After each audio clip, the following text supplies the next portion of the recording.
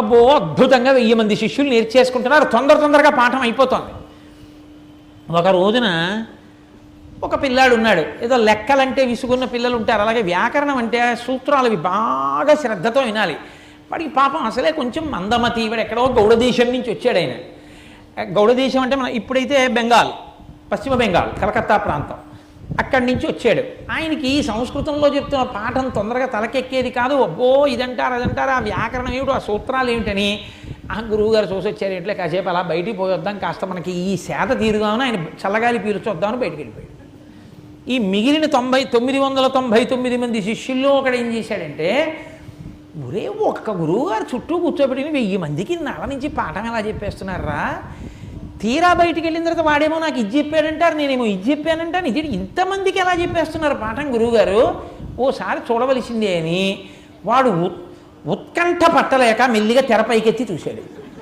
చూసేటప్పటికి విషపు గాలి పైకొచ్చి 900 మంది శిష్యులు 999 బూడిద కుప్పలై పడిపోయారు. ఆ లోపల ఉన్న శేషుడు పతంజలి అన్న పేరుతో ఉన్నాడు ఆయన. ఆయన తెరపైకెత్తి చూశాడు, ఎవరు పలకట్లేదు శిష్యులు. చూసేటప్పటికి 999 బూది కుప్పలు ఉన్నాయి. ఆయన విచారంగా కూర్చున్నాడు. అయ్యో నేను ఒకందుకు వేగంగా పాఠం చెప్దాం అనుకుంటే వీళ్ళు 999 మంది చచ్చిపోయారా, ఎంత ఉపద్రవం వచ్చింది అని కూర్చున్నాడు. కూర్చుని బాధపడుతుంటే ఆ ఒక్కడు లోపలికి వచ్చాడు. ఉరే నువ్వు ఒక్కడివైనా బతికున్నావురా, చాలా సంతోషం, రా రా రా రా అన్నాడు. అని నువ్వు ఎందుకు వెళ్ళిపోయావురా అన్నారు. అయ్యా నాకు పాఠం తలకెక్కట్లేదండి, తలకాయని ఇప్పిగా ఉండి వెళ్ళిపోయాను అన్నాడు.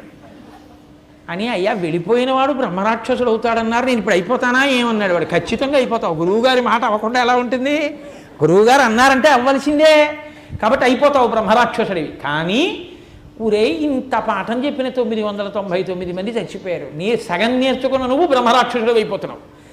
కాబట్టి ఇంకా మళ్ళీ కొత్తగా శిష్యుల్ని కూర్చోబెట్టుకుని పాఠం చెప్పి వాళ్ళందరికీ మహాభాష్య ప్రచారం చేసిన తర్వాత నేను ఎప్పటికీ తరించను, నేనెప్పుడు ఆత్మస్థానంలో కూర్చోను, ఇది కుదిరేలా కనపట్టలేదు. కాబట్టి ఒక పని చేస్తాను, ఇప్పుడు అవతార పురుషులైనటువంటి వారు మాత్రమే ఎక్కడో ఎవరో ఒక్క శిష్యుడికి అవసరాన్ని బట్టి అలా అనుగ్రహిస్తారు.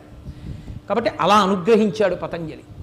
అనుగ్రహిస్తే ఆయనకి మహాభాష్యం అంతా వచ్చేసి బ్రహ్మరాక్షసుడు అయిపోతున్నానండి అంటూ బ్రహ్మరాక్షసుడు అయిపోయాడు. బ్రహ్మరాక్షసుడు అంటే ఏమిటండి అని మీరేం ఆశ్చర్యపోకండి. బ్రహ్మరాక్షసుడు ఎవరవుతారో తెలుసా?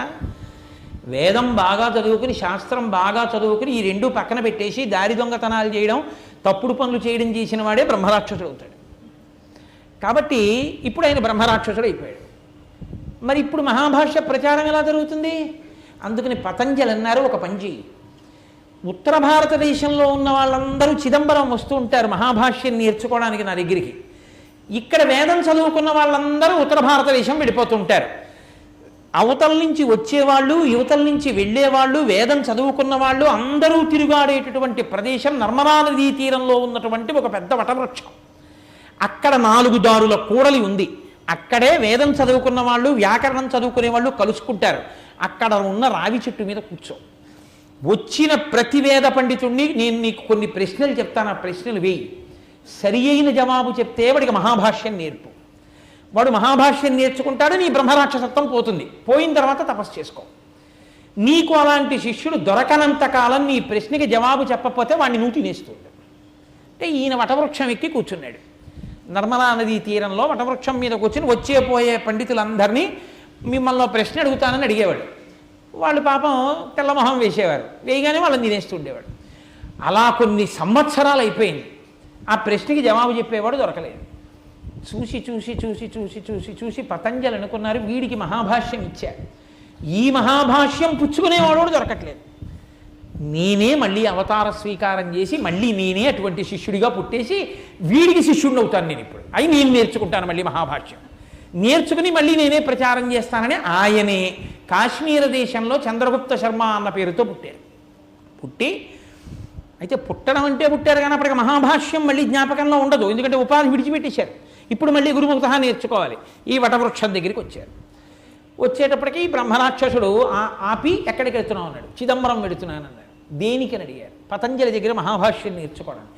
పతంజలి ఇప్పుడు లేరు, మహాభాష్యం అంతా నాకు ఇచ్చేశారు, నేను నీకు మహాభాష్యం ఇస్తాను, కానీ నేను అడిగిన ప్రశ్నలకి జవాబు చెప్తావా అన్నారు. ఆయన గత జన్మలో పతంజలి కాబట్టి ఈయన అడిగిన ప్రశ్నలకి జవాబు చెప్పాడు. చెప్తే ఆయన పొంగిపోయి ఇన్నాళ్ళకి దొరికాడు రా అని అడిగిన శిష్యుడు. కాబట్టి నీకు నేను మహాభాష్యం అంతా చెప్పేస్తాను, కానీ ఇంకా బ్రహ్మరాక్షసుడిగా ఉన్నాడుగా ఆ వ్యగ్రత. కానీ 2 నియమాలు. నేను మహాభాష్యం చెప్పినంత కాలము నువ్వు కదలకూడదు. నీళ్లు తాగుతాను, స్నానం చేస్తాను, నిద్ర వస్తోంది, అన్నం తింటాను ఇలా అనకూడదు. నేను చెప్పినంతసేపు తలెత్తకుండా రాసేసుకుంటూ ఉండాలి. పెన్లో సిరా అయిపోయిందండి, లేకపోతే కాగితాలు అయిపోయాయండి, ఒక్కసారి వెళ్ళొస్తానండి అంటే నేను ఆపను. రాత్రి ఆపను, పగల ఆపను. నాకు ఎంతసేపు ఇష్టం అనిపిస్తే అంతసేపు చెప్తాను, అయిపోయే వరకు చెప్తాను. రాసుకుంటావా అన్నారు. అంటే విద్యార్థి అంటే ఎంత తాపత్రయం ఉండాలో చూడండి. ఆ చంద్రగుప్త శర్మ అన్నాడు నేను అలాగే నేర్చుకుంటాను అన్నాడు. అంటే ఆయన అన్నాడు కింద కూర్చుని చెప్పను, చెట్టు మీద కూర్చుని చెప్తాను, నువ్వు కొమ్మ మీద కూర్చుని వినన్నాడు. అమ్మ బాబోయ్ అలాగా, సరే పదండి అన్నాడు. ఆయన చెట్టు ఎక్కారు, ఈయన చెట్టు ఎక్కారు. బ్రహ్మరాక్షసుడు కూర్చున్నాడు, ఈయన ఓ కొమ్మ మీద కూర్చున్నాడు. మొదలు పెడుతున్నాను పాఠం, రాసుకో అన్నాడు. రాసుకో అంటే తెచ్చుకున్న కాగితాలు అయిపోతే, అందుకని ఆయన ఏం చేశాడంటే ఓ పెద్ద సంచి ఒకటి విరేలాడగట్టి చెట్టుకి ఆయన భాష్యం చెప్తుంటే ఒక సూది కొమ్మ ఒకటి తీసుకుని తొడ కొయ్యడం, ఆ పుల్ల ముక్క నిత్తుట్లో ముంచడం, రావాకుల మీద రాయడం, సంచిలో పడేయడం. తలెత్తకుండా 14 రోజులు రాశాడు మహాభాష్యాన్ని. 14 రాత్రులు 14 పగళ్ళు రాసుకున్నాడు. రాసుకుని సంచి నిండా నింపాడు. నెత్తురంతా కారిపోయింది. మనుష్యుడు ఆకలి దాహం బడలిపోయాడు. అయిపోయింది నా అబ్బాయి, నీకు మహాభాష్యం అంతా ఇచ్చేశాను, చదువుకో, ఇప్పటికే నీకు చాలా వచ్చేసింది అన్నాడు. గురువుగారు కటాక్షించారండి అనలేక నీరసంగా అన్నాడు. పాపం అన్న తర్వాత ఆయన ఎప్పుడైతే మహాభాష్యం ఇచ్చేశాడో ఆయన శాపం పోయింది. ఆయన మామూలు స్థితిని పొందేశాడు. గౌడ దేశం నుంచి వచ్చి చదువుకున్నవాడు మందమతి కాబట్టి ఆయన్ని గౌడుడు అనేవారు. పేరు కూడా తెలియదు, పెద్ద తెలివి తక్కువ వాడరా, బెంగాల్ నుంచి వచ్చాడనడానికి గౌడుడు అంటుండేవారు. ఈ గౌడుడన్న పేరే ఆయనకు ఉండిపోయింది బ్రహ్మరాక్షసత్వం తర్వాత కూడా. ఆయన మహాభాష్యం ఇచ్చేశాను కాబట్టి ఇప్పుడు నేను తరించాలి, నాకు సరైన గురువు ఎక్కడ దొరుకుతాడు అని అడిగారు. ఉత్తరాన బదరికాశ్రమంలో శుకబ్రహ్మ ఉన్నారు, మీరు ఆయన దగ్గరికి వెళ్ళి ఆయన దగ్గర ఆత్మజ్ఞానం నేర్చుకోండి అన్నారు. ఈ గౌడుడు బదరికాశ్రమానికి వెళ్ళి శుకబ్రహ్మ పాదాలు పట్టుకున్నారు. అయ్యా నన్ను తరింప చెయ్యండి అని. శుకబ్రహ్మ అన్నారు నీకు సన్యాసాశ్రమం ఇస్తాను, సన్యాసాశ్రమ స్వీకారం చేసి నువ్వు మహావాక్య విచారణం చేసి తత్వమునందు నిలబడి బ్రహ్మజ్ఞానివి కా అన్నారు.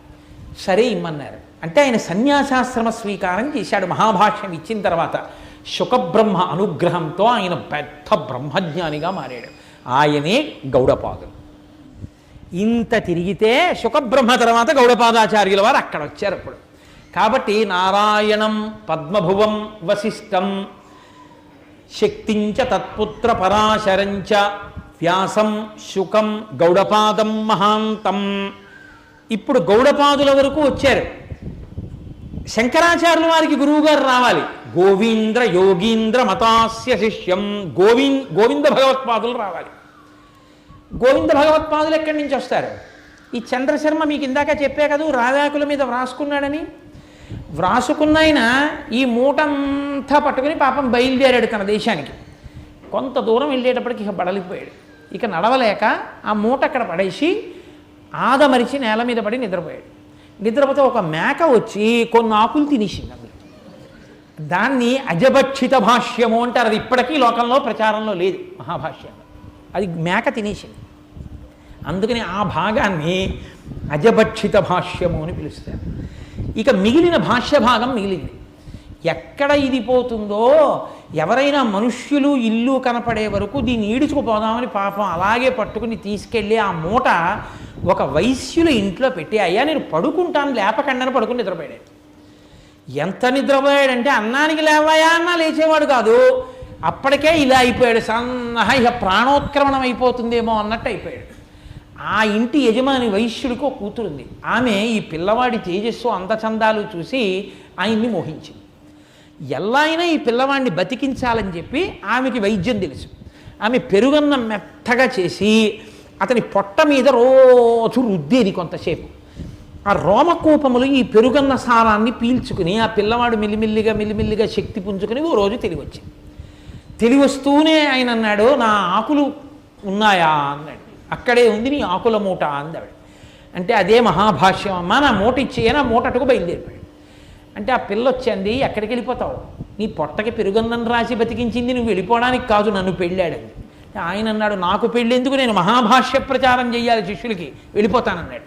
అంటే వైశ్యుడు వచ్చి అన్నాడు, నా కూతురు కష్టపడి బతికించింది, నిన్ను భర్తని చేసుకుందామని, వెళ్ళిపోతానంటావేమిటి, రాజుగారి దగ్గరికి వెడదాం, రాజుగారు ఏం చెప్తే చేద్దాం పదన్నాడు. అంటే ఈయన ఆకులు మూటట్టుకుని రాజుగారి దగ్గరికి బయలుదేరాడు. ఈ వైశ్యుడు ఈ చంద్రగుప్త శర్మని తీసుకుని రాజుగారి దగ్గరికి వెళ్ళాడు, ఈయన మీద ఫిర్యాదు చేసి విచారణ చేయించడానికి. రాజుగారి సింహాసనం మీద కూర్చుని చూశాడు ఆ వస్తున్న పిల్లాన్ని. అబ్బా, ఎంత తేజోమూర్తిరా, నాకున్న ఒక్కగానొక్క కూతురికి పెళ్లి చెయ్యాలనుకున్నా, వీడిని చూస్తే చాలా గొప్పగా ఉన్నాడు, వీడికిచ్చి పెళ్లి చెయ్యాలనుకున్నా. ఉన్న వైశ్యకన్య చాలక క్షత్రియ కన్య ఒకత్తి బయలుదేరింది. కానీ ఈయన చూస్తే బ్రహ్మతేజస్సుతో ఉన్నాడు, బ్రాహ్మణుల్లా ఉన్నాడు, ఈ పిల్లవాడికి క్షత్రియ కన్యని ఇవ్వచ్చా అడుగుదామని ప్రధానమంత్రిని పిలిచాడు. ఆ ప్రధానమంత్రి బ్రాహ్మణుడు. ఏమయ్యా మంత్రి, అదిగో పిల్లవాడిని చూడు, వాడికి నా కూతురుని ఇవ్వచ్చా అన్నాడు. ఆ పిల్లవాడిని ఇలా చూసి, అబ్బా ఎంత తేజోమూర్తి, నాకున్నది ఒక్క కూతురు, నా కూతురుని ఇస్తే బాగుండని మంత్రి గారు అనుకున్నాడు. చంద్రశర్మ అనుకున్నాడు, ఇదంతా ఏదో ఈశ్వరానుగ్రహంలా ఉందిరా, ఇక ఎలా జరిగితే అలా, మనం ఏమీ పెట్టుకోవద్దు పూచి అనుకున్నాడు. ఇప్పుడు మంత్రి గారు అన్నారు, అయ్యా పిల్లని ఇవ్వచ్చు, కానీ ఒక్క నియమమున ఉంటుంది, ఒక బ్రాహ్మణుడు ఏకకాలమునందు చేసుకోవాలి అంటే 4 వర్ణములను చేసేసుకోవాలి, కాబట్టి ఇప్పుడు 4వ పిల్లని కూడా చూసేద్దామన్నారు. అంటే ప్రతిరోజు భక్తి శ్రద్ధలతో ఉండి ఆ అంతఃపురానికి వెన్న తెచ్చే గొల్లపిల్ల ఒకటి ఉంది, ఆ పిల్లని కూడా నువ్వు చేసుకుంటావంటే, అబ్బో ఇంత తేజోరాశి మహానుభావుడిని చేసుకుంటానండి. అబ్బాయి నేను తీర్పు చెప్తున్నాను, నువ్వు ఆ వైశ్య పిల్లని చేసుకోవలసిందే, కానీ అంతకన్నా ముందు ఇదిగో బ్రాహ్మణ పిల్ల, వైశ్య, క్షత్రియ, ఇలా 4 వర్ణముల పిల్లల్ని కూడా చేసుకో, ఏకకాలంలో కూర్చోబెట్టి పెళ్లి చేసేస్తా అన్నాడు. ఆయన అనుకున్నాడు, నా ఆకుల మూట జాగ్రత్తగా పెట్టండి చాలు, 4గురిని చేసేసుకుంటానన్నాడు. 4 పిల్లల్ని చేసేసుకున్నాడు, 4గురితోనూ సంసారం. 4గురికి కొడుకులు పుట్టారు. పుట్టిన తర్వాత 4గురికి మహాభాష్యం నేర్పాడు. అమ్మయ్యా, నా పని పూర్తయిపోయింది, ఇప్పుడు నేను 4 పిల్లలకి నేర్పేశాను కాబట్టి ఇప్పుడు సంతోషంగా నేను మళ్ళీ ఆత్మస్థితిలోకి వెళ్ళిపోతాను, నేను పరమేశ్వరుణ్ణి తెలుసుకుని అద్వైతానుభూతి ఎందు నిలబడతాను, కాబట్టి నేను వెళ్ళిపోతున్నానని చెప్పి ఇల్లు విడిచిపెట్టి వెళ్ళిపోయాడు. నాకు ఏ మహానుభావుడు బ్రహ్మరాక్షసుడుగా ఉండగా మహాభాష్యం చెప్పాడో ఆయన శాప విమోచనమై తర్వాత నేను కూడా ఆత్మజ్ఞానం నేర్చుకుంటానని వెళ్ళిపోయాడు. ఆయన దగ్గరే ఉపదేశం పొందుతాను, ఆయన ఎక్కడున్నాడని అడిగాడు. ఆయన ఉత్తరాన బదరికాశ్రమానికి వెళ్ళి ఇప్పుడు గౌడపాదాచార్యుల వారన్న పేరుతో బ్రహ్మజ్ఞాని అయి హిమాలయ పర్వతాల మీద తిరుగుతున్నాడు, వెళ్ళమన్నారు. ఈయన ఈ చంద్రగుప్త శర్మ బయలుదేరి అదిగో ఆ గౌడపాదాచార్యుల వారి దగ్గరికి వెళ్ళాడు. ఆ హిమాలయ పర్వత శృంగముల మించి చూశాడు ఆయన ఆ వస్తున్న చంద్రగుప్త శర్మని. ఓహో, మన దగ్గర మహాభాష్యం నేర్చుకున్నవాడు ఆత్మజ్ఞానం నేర్చుకోవడానికి కూడా వస్తున్నాడు రా అని పొంగిపోయి ఆ వచ్చినటువంటి పిల్లవాడికి ఆయన సన్యాసాశ్రమం ఇచ్చి గోవింద భగవత్పాదులు అని పేరు పెట్టారు. ఇందులో మీరు చమత్కారం గమనించాలి. శుకుడి వరకు తండ్రి కొడుకు. శుకుడి దగ్గర నుంచి ఇక ఋషి సంప్రదాయం కాదు, మనుష్యులు, కానీ సన్యాసాశ్రమం గురువుల్లోకి వచ్చారు. గౌడపాదాచార్యుల వారు, గోవింద భగవత్పాదాచార్యుల వారు. ఇప్పుడు గౌడపాదాచార్యుల వారు ఈ చంద్రగుప్త శర్మకి సన్యాసాశ్రమం ఇచ్చి మహావాక్యాలను ఉపదేశం చేసేటప్పుడు గోవింద భగవత్పాదులు అని పేరు పెట్టారు. ఇప్పుడు గోవింద భగవత్పాదులు అన్న పేరుతో ఆయన బ్రహ్మజ్ఞాని అయ్యారు. అయిన తరువాత గౌడపాదాచార్యుల వారు, శుకాచార్యుల వారు కలిసి, వ్యాసాచార్యుల వారు కలిసి మహానుభావుడైనటువంటి గోవింద భగవత్పాదులతో ఒక మాట చెప్పారు. పరమశివుడు అవతార స్వరూపంగా దిగుతున్నాడు భూమి మీదకి, అవైదికమైపోతోంది భూమండలమంతా. ఈ వైదిక మతాన్ని నిలబెట్టడం కోసమని పరమేశ్వరుడు సన్యాసాశ్రమ స్వీకారం చేసి వస్తున్నాడు. ఎంత తొందరగా వస్తున్నాడో తెలుసా? బ్రహ్మచారిగా కూడా ఆయన ఎక్కువ కాలం ఉండట్లేదు, అంత త్వరగా వస్తున్నాడు. అటువంటి మహానుభావుడు సశాస్త్రీయ సన్యాస స్వీకారం కోసమని, గురువుగారిని స్వీకరించడం కోసమని ఎక్కడో దక్షిణ దేశంలో కాలడీలో పుట్టి అక్కడి నుంచి బయలుదేరి ఉత్తర దిక్కున ఉన్నటువంటి భద్రకాశ్రమానికి వచ్చేంత వరకు కూర్చుంటే ఆయనకి సమయం కొంత వృధా అవుతుంది. కాబట్టి మనం ముందుకెడదాం, ఆయన ముందుకు వస్తాడు. తొందరగా శంకరుల్ని కలుసుకుని అనుగ్రహించాలి. పైకి గురుస్వరూపంతో, ఆంతరమనందు ఆయనకి గురువై మనం తరించాలి. కాబట్టి రండి, వెంటనే గోవింద భగవత్పాద, నువ్వు శంకర భగవత్పాదులను అనుగ్రహించాలి, కాబట్టి నువ్వు ముందుకు నడు. నువ్వు ఏ రావి చెట్టు కింద ఆ బ్రహ్మరాక్షస స్వరూపంతో ఉండగా గౌడపాదాచార్యుల వారిని కలుసుకున్నావో, ఏ చెట్టు మీద నువ్వు మహాభాష్యం నేర్చుకున్నావో అక్కడ నర్మదా నది ఒడ్డున ఉన్నటువంటి గుహలోనే కూర్చునుండు శంకర భగవత్పాదులు వస్తారు. ఇప్పుడు గోవింద భగవత్పాదులు బదరికాశ్రమం నుంచి బయలుదేరి గోవింద భగవత్పాదులు ఆ గుహలోకి వెళ్ళి కూర్చున్నారు. శంకర భగవత్పాదుల యొక్క అవతారం రావాలి. వచ్చి ఆయన గబగబా 8వ ఏడు వచ్చేటప్పటికీ గోవింద భగవత్పాదుల దగ్గరికి వచ్చేయాలి. సన్యాసాశ్రమ స్వీకారమ కొరకు అక్కడికి వచ్చి మహానుభావుడు మళ్ళీ లోకాన్నంతటినీ ఉద్ధరించి వైదిక మతాన్ని నిలబెట్టడం కొరకు. కాబట్టి ఇప్పుడు ఆయన ముక్తామౌనం వటవిటపినో మూలతో నిష్పతంతి శంభోర్మూర్తిశ్చరతి భువనే శంకరాచార్య రూపా. ఇప్పుడు ఆయన ఇక్కడికి రావాలి భూమి మీదకి అంటే పరమశివుడికి 2 నియమాలు పూర్తయితే కానీ ఆయన రాడు. ఎందుకని? ముక్తామౌనం వటవిటపినో మూలతో నిష్పతంతి. ఆయన మౌనాన్ని విడిచిపెట్టేయాలి, వటవృక్షపు ఛాయని విడిచిపెట్టేయాలి, ఈ భూమండలం మీదకి వచ్చి తిరగాలి సన్యాసిగా. ఇలా రావాలి అంటే అందుకే వేదం నమ కపర్దినీచ వ్యుక్త కేశాయ చ అంటుంది. జటాజూటం పెట్టుకున్న శివుడు బోడిగుండుతో ఉన్న శివుడిగా రావాలి. బోడిగుండుతో ఉన్న శివుడే శంకర భగవత్పాదుడు, జటాజూతంతో ఉన్న శివుడే పరమేశ్వరుడు. ఆ పరమశివుడు ఈ శంకరుడిగా రావాలి భూమి మీదకి.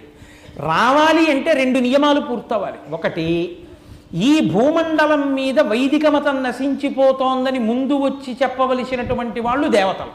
ఎందుకు చెప్పాలి అంటే దేవతలకు అన్నం దొరకదు. వైదిక మతం నశించిపోయింది అనుకోండి, యజ్ఞయాగాది క్రతువులు ఉండవు. యజ్ఞయాగాది క్రతువులు పోతే హవిస్సు ఉండదు, హవిస్సే వాళ్ళు తింటారు. కాబట్టి వాళ్ళకి అన్నం ఉండదు. అయ్యా మాకు అన్నం దొరకట్లేదు, నీరసపడిపోతున్నాం, ఎవరు యజ్ఞం చేయట్లేదు, యాగం చేయట్లేదని మొట్టమొదట వచ్చి చెప్పవలసినటువంటి వాళ్ళు దేవతలు. కాబట్టి దేవతలు వచ్చి చెప్పాలి. 2, పరమేశ్వరుడి మీద అంత నమ్మకంతో మాకు భగవంతుడు కొడుకునివ్వాలని నమ్ముకున్నటువంటి ఒక గొప్ప దంపతులు ఒకరు కొడుకు గురించి పరమశివుణ్ణి స్తోత్రం చేసినటువంటి దంపతులు ఉండాలి. అక్కడికి వెళ్ళాలి, వీళ్ళ యొక్క ప్రార్థన చేత కదలాలి. ఈ 2 జరిగితే కానీ శంకరుడు కదలడానికి లేదు. అవతారం రావడానికి ఎంత పెద్ద బిగింపు నడిచిందో చూడండి. ఇప్పుడు దేవతలందరూ వెళ్ళారు దక్షిణామూర్తి దగ్గరికి. వెళ్ళి అయ్యా యజ్ఞం లేదు, యాగం లేదు, మంత్రం లేదు, అవైదికమైనటువంటి వాదనలు ప్రబలిపోయి ఆకర్షణీయమైనటువంటి సిద్ధాంతాల్ని ప్రచారం చేస్తున్నారు, శూన్యవాద ప్రచారం చేస్తున్నారు, యజ్ఞం ఏమిటి హింస అంటున్నారు, రకరకాలుగా మాట్లాడడం వల్ల వేదము యొక్క ప్రమాణము పోతోంది, మాకు అన్నం దొరకట్లేదు, మేము ఎలా అనుగ్రహించాం, హవిస్సు పుచ్చుకుంటే కానీ మేము అనుగ్రహించడానికి లేదు, కాబట్టి మీరు అవతార స్వీకారం చేసి భూమి మీదకి వెళ్ళవలసింది ధర్మ సంస్థాపనార్థాయ. అందుకని నేను ఏదో రాక్షసుల్ని చంపుతానడానికి 1, 2 కాదు, ప్రబోధం చేస్తే తప్ప కుదరదు. కాబట్టి ప్రబోధం చేయాలంటే బ్రహ్మచర్యం, గృహస్థాశ్రమం, వానప్రస్థంలో కుదిలేలా లేదు, సన్యాసిగా తిరగాలి మీరు. కాబట్టి మీరు సన్యసించడానికి వీలైన రూపంలో వెంటనే భూమండలం మీదకి వెళ్ళాలి. అదే సమయంలో ఒక దంపతులు శివగురువు, ఆర్యాంబ. మళ్ళీ ఆ పేర్లు కూడా చిత్రం. మీకు విశేషం ఏమిటో తెలుసా అండి? ఈ 2 పేర్లు మీకు లోకంలో మళ్ళీ ఎక్కడా కనపడవు. మీరు ఎక్కడైనా ఎవరైనా శివగురువు అని పేరు పెట్టుకున్నారని కానీ, ఆర్యాంబ అని పేరు పెట్టుకున్నారని కానీ మీరు ఎక్కడైనా చూశారా? ఆర్యాంబ అంటే ఎవరో తెలుసా అండి? ఆర్యా అంబ, కామాక్షి అమ్మ. కామాక్షి అమ్మయే అమ్మలగన్నయమ్మ, ముగురమ్మల మూలపుటమ్మ, చాలా పెద్దమ్మ, సురారులమ్మ, కడుపారడి బుచ్చినయమ్మ, తన్నులోనమ్మిన వెల్పుటమ్మల మనంబున ఉండెడియమ్మ, దుర్గమాయమ్మ, కృపబ్ధినిచ్చుట మహత్వ కవిత్వ పటుత్వ సంపదల్లని పోతన గారు స్తోత్రం చేసినటువంటి 3 మూర్తుల తల్లి కామాక్షి. కా అంటే బ్రహ్మశక్తి, మా అంటే విష్ణుశక్తి, రెండింటినీ కళ్ళల్లో పెట్టుకున్నటువంటి పరమేశ్వరుని యొక్క శక్తి. కాబట్టి ఆవిడ కామాక్షి. 3 శక్తులు, ఇచ్ఛాశక్తి, జ్ఞానశక్తి, క్రియాశక్తి స్వరూపిణి అయినటువంటి అమ్మవారే ఆర్యాంబగా వచ్చింది. కడుపున పొందాలి కాబట్టి శంకరుణ్ణి, పరమశివుణ్ణి కొడుకుగా పొందాలి అంటే ఆవిడికే చెల్లాలి ఆ బుద్ధి, ఆ ఆస్తిక్య బుద్ధి. ఆవిడ ఆర్యాంబగా వచ్చింది. శివగురు అన్న మాట ఎవరికి చెల్లిందో తెలుసా అండి? శివుడికి గురువేమిటి? జ్ఞానమే శివుని యొక్క తండ్రి తప్ప శివుడికి ప్రవరేమిటి, శివుడికి తండ్రి ఏమిటి ఇంకా? కాబట్టి శివగురువు, ఆర్యాంబ ఇంత భక్తి జ్ఞానములు కలిగినటువంటి వాళ్ళు. కాబట్టి వాళ్ళు ఎవరిని ప్రార్థిస్తారు కొడుకు లేకపోతే? వాళ్ళు పరమేశ్వరుణ్ణే ప్రార్థన చేశారు. అందుకే వాళ్ళు ప్రార్థన చేసింది ఎక్కడ ప్రార్థన చేశారు? వాళ్ళు ఉన్నది కాలడి అగ్రహారంలో.